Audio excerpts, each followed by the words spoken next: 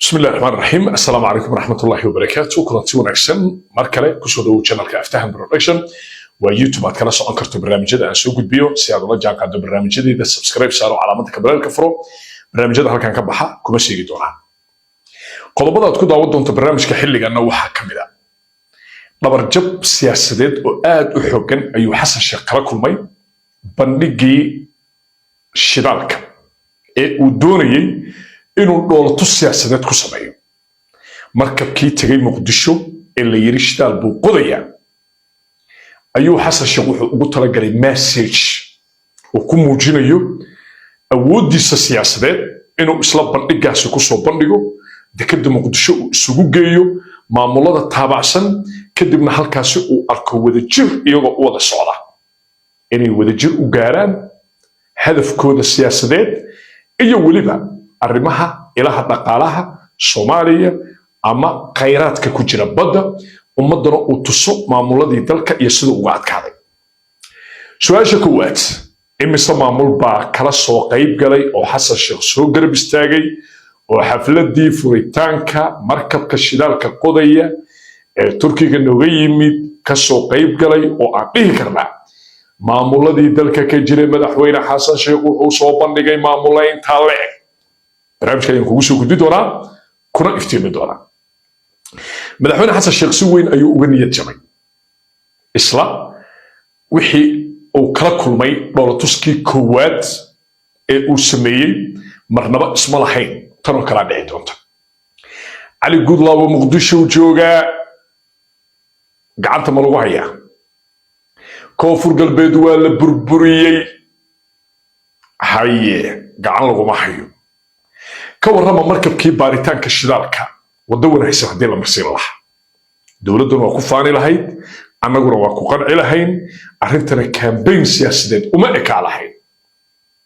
markabku hadduu dekada Muqdisho ku soo xirto oo baxo dekada Kismaayo ku xirto oo baxo oo dekada Boosaaso ku xirto oo baxo oo dekada Hargeysa ku xirto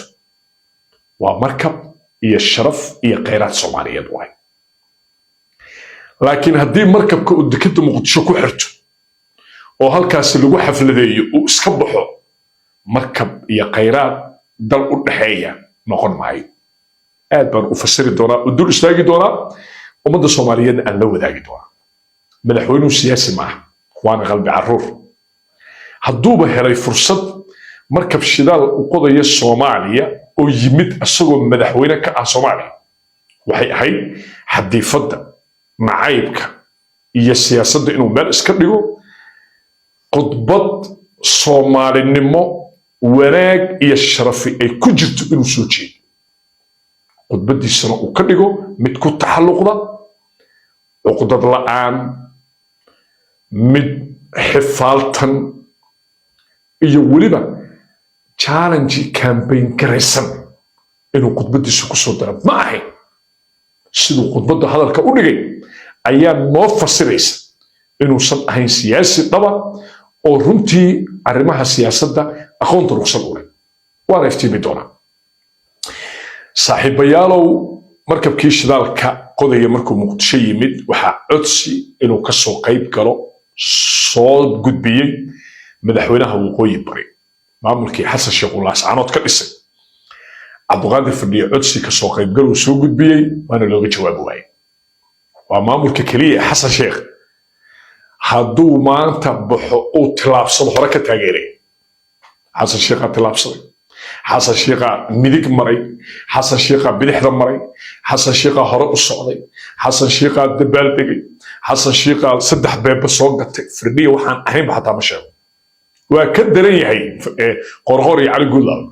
qaabka uu u taageerayo Xasan Sheekh xataa uma taageeraan qoladii la soo shaqeynaysay madaxweyne Xasan Sheekh waxaan la yaabay marka oo isweydiiyay war wanaaga madaxweyne Fadhiye uu ku haysto Xasan Sheekh maxay tahay in ka badan 12 goobood ayaa dhagax dhig loogu sameeyay laascaanood Hamza dhagax dhigay Xasan Sheekh dhagax dhigay ilaa hadda maxaa laga qabtay war wanaagan maanta waqooyi bari Xasan Sheekh ay ku haysato anagu laanahay ayaan isweydiinaynaa waa laanahay jawhar kuma arkan Muqdisho kuma arag Dhuuso Mareeb kuma arag wanaaggiis wuxuu yahay انتو برنامج سوق وقت وعم بنكون رجينا يا داود كسو دو channelka YouTube ka Aftahan Production waa YouTube aad kala soo karto barnaamijyada aan soo gudbiyo haddii aad ku cusub tahay fadlan subscribe iyo saar haddaad ku cusubnayn mahadsanid taariikhdu waxay ku beegan tahay 12 bisha afraad sanadka 2026 haddii aad YouTube-kan ka mid noqotay ogow barnaamijyada ka baxa YouTube-yada aan baahiyo barnaamijyadeeda weeye waa laba YouTube waa YouTube-kan barnaamijka aad ka daawato barnaamijka labaad YouTube-kan kama daawo karaysid waxaad ka daawo kartaa YouTube-kayga labaad waxaa la yidhahdaa Cabdullaahi Barwaan iminka ayuu shaashada kaaga muuqanaya barnaamijyada YouTube-kaas aad ka daawanayso kama daawo karto YouTube-kan Aftahan Production waa laba YouTube iyo barnaamijyo kala duwan isla anigoo Cabdullaahi Barwaan ayaa baahiya sidaa darteed YouTube-kaas subscribe saar calaamadda ka balaalka furo barnaamijyada ka baxa YouTube-kaas kuma sheegi doonaan kana mid noqo saaxiibada hore subscribe u saartay haddaadan ka mid ahayn hadda subscribe saaro calaamadda ka balaalka furo insha Allah أنا وصل لابد channelka Aftahan Production iyo barnaamijkii faahfaahsan markab shidaal u qodaya Soomaaliya ayaa dawladda Turkiga ka yimid waa wax wanaagsan sideedaba shidaalka haddii si sharciya loo maro wanaag iyo horumar iyo barwaaqa laga faa'iidaa haddii si sharci darro ah shidaalka loo maamulana dalal badan oo Afrikaan ah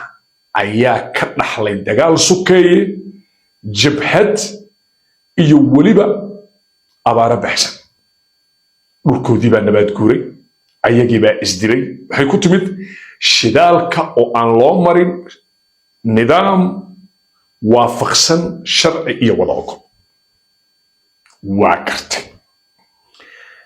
haye maanta Soomaaliya haysataa inaan shidaalka soo saarano inaan khayraadkayna ka faa'iideysano inkastoo aynan dhaweyn haddana in aynu bilowno anigu waa soo dhaweynayaa waana wax wanaagsan laakiin heshiis haddaan ku noqon weyno dhibaatan kala kulmayna Soomaaliyaana la yiraahdaa ceel biyoodan heshiis ku noqon weyn dadka Soomaaliyeed ceel biyo heshiis ku noqon waaye haddii shidaal aynan heshiis ku ahayn meesha uu yimaado waa isdilayaan dhibaataana dhacaysa in laga digtoonaadaana wanaagsan ha laga fiirsada ceeb ma war hal la ogaada ceeb ma war hal la fahma ceeb ma laakiin waxaan rabaa inay ummaddu baraarugaan xaqiiqda iyo xaqa dhabta la ogaado la fahmo ujeedka iyo kajeedka waayahay shidaalkii markabkii baa yimid bal arag haddii wanaag loo maro siday u qurux badan tahay hadduu dekada Muqdisho ku soo xirto markabka uu baxo uu dekada Kismaayo tago uu baxo uu dekada Boosaaso tago uu baxo uu dekada Hargeysa tago maxaa ka cad meesha khayraad Soomaali u dhaxaysa wanaagana dawladda dhexe qaadanaysa si fiican u dhigaysa halkayga hadduu intaas sameeyo markabka quruxda Soomaalinimada khayraadka ummadda u dhaxeeya lagu wada farxay dawladdu kaalinteeda qaadanay waliba dawladda taageerayaal badan ku helayd laakiin maxaa dhacay in la yiri kaliya dekada Muqdisho imaanaya waana iska noqonaya hawshiisu hore ka bilaabaya alashan Soomaalida kale u joojin mayno waayahay heshiis khayraad ayaa la kala saxiixday meel ay Soomaali u dhan tahay sanadku markuu ahaa 2018 baydhabo ka dhacay shirkaas haddaad ilowdeen waan idin xasuusinaya waxaa lagu heshiiyey qodobo cad oo muuqda oo aan mugdi la geli karin madaxweyne xasan sheekh waa diiday in la qaato heshiiskii 2018 ka dhacay magaalada baydhabo in la qaato waa diiday waayahay intaas markuu diiday waxaa la yiri madaxweyne sideen wax u maarayna wuxuu yiri anaa maamulanay waayahay madaxweyne xasan sheekh raas Kamboni ilaa raas Casayr Soomaalida degan ma ku aamin qabaan oo ma yahay nin musuqmaasuqa ka biiran oo waxba naga qaadanay maya aabihii iyo hooyadii waay musuqmaasuq aabihii xasan sheekh waay musuqmaasuq hooyadiina waa madaxweyne xasan sheekh madaxweyne ciidankii qaranka madaxtooyada ilaalinayay jufadiisa ku soo reebay oo aanan ku kalsoonayn ciidanka xoogga dalka maanta waa dabaaldega beentiis waay ilaaladiisa hal qabiil uu ka dhigtay madaxtooyada qabiilkiisa ku ilaalay dadna wuxuu ka haystaa Sheekh Cali Wajiis oo maanta iyo nabadoon abaabul Mungab Sheekh Cali Wajiis Ali Maxamed Geedi dad ahaan laga wataa ummadii Soomaaliyeed Sheekh Cali Wajiis iyo waxa laga wataa iyo nabadoon abaabul iyo waxa laga wataa Mungab iyo Ali Maxamed Geedi Soomaali kuma kalsoonaan karto waana wax aan la aqbali karin khayraadkaasna halista uu leeyahay haddaan dhab looga heshiin afkiisa ka ina xataa Xasan Sheekh markuu mucaarada afkiisu ka sheegay wuxuu yiri shidaalku haddaan wanaag loo marina qatar uu leeyahay waa seef laba af leh haddii wanaag loo marana wanaag uu leeyahay isla maantana wuxuu naga dhaadhicinayaa wixii sharcan sheegay waxba kama jiraan xumaan ha loo mara hataa inta kadib wuxuu doonayay lafta gareen Ali Gudlaawe qoorqoor wadajir iyo firdhiye abaabulkii socda waa tuu lafta gareen go'aan qaatay xisbigii ka baxay doorasho dhigtay lagu duulay la qabsaday meesha hal maamul ku baxay waxaa soo haray 3 maamul wuxuu islahaa markaad Hirshabelle iyo Galmudug hesho wax ka dhiman male firdhiye xitaa waxaa lala tuuray lafta gareen waxaa nasiib darro in firdhiye oo ninka ugu daacadsan ee Xasan Sheekh Maxamuud taageersan saan loo galo yeelkadeeda xafladii furitaanka markabka iyo bilowga shidaalka Xasan Sheekh waxa u yimid qoorqoor kaliya Ali Gudlaawe Muqdisho jooga iska diiday Ali Gudlaawe Muqdisho jooga ayaa iska diiday bandhigii xafladii ka dhacaysay dekada magaalada Muqdisho